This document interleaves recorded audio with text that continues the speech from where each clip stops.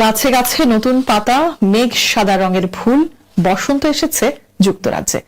শীত বৃষ্টির ধকল কাটিয়ে মিলছে রোদেলা দিনের দেখা। ইংল্যান্ডের নয়ন জুড়ানো বসন্ত নিয়ে থাকছে কামরুল হাসান শাওনের প্রতিবেদন। কিছুদিন আগেও রাস্তার পাশের গাছগুলো ছিল একদম মৃতপ্রায়, গাছে একটি পাতাও ছিল না। সেখানে শোভা পাচ্ছে হালকা গোলাপি সাদা রঙের হাজারো ফুল। প্রকৃতি যেন জানান দিচ্ছে বসন্তের আগমনকে। ঋতু বদলের এই সময়টিতে ফুলে ফুলে ছেয়ে গেছে পুরো ইংল্যান্ড। মার্চ মাসের শুরু থেকে গাছে সবুজ পাতা গজাতে শুরু করে, গাছে আসতে থাকে নতুন ফুল।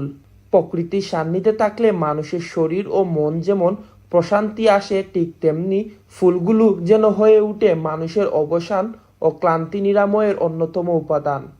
তাই ফুলের অপার সৌন্দর্য উপভোগ করতে উৎসাহ উদ্দীপনার কমতি নেই স্থানীয়দের মধ্যে। যুক্তরাজ্যে জুড়ে এখন চলছে স্প্রিং এর মৌসুম।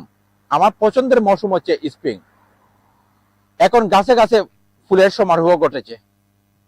আমি পরিবার নিয়ে সকালে বিকালে বের হই ফুলের সৌন্দর্য উপভোগ করার জন্য। এই সময় গাছে গাছে ফুলের দৃশ্য বিমোহিত করে যে কোনো কাউকে। যুক্তরাজ্যের প্রকৃতিতে এখন বসন্ত, আর কয়েকদিন পরেই গ্রীষ্মকাল। ঠিক এমন সময় গাছে গাছে শুরু হয় ফুলের সৌরভ। এটা আমার প্রথম বসন্ত ইউকেতে। তো এখানে আমি পার্কে ঘুরতে আসছি, অনেক ফুল ফুটেছে এবং অনেক মানুষ আছে এখানে এনজয় করতেছে সময়টা। তো এর জন্য আমিও ঘুরতে আসছি এনজয় করার জন্য। ঠিক এমন সময়ই পথে প্রান্তরে সব জায়গায় ফুটেছে নতুন ফুল।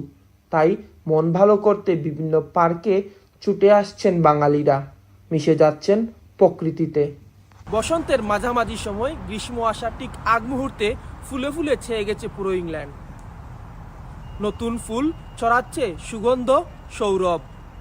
স্থানীয়রা যেভাবে ঘুরতে আসছেন আর বাদ যাচ্ছেন না বাংলাদেশিরাও। তারা বলছেন এই সময়টা আসলেই মনোমুগ্ধকর। Kamrul Hasan Shaon, ATN Bangla, UK, Northampton.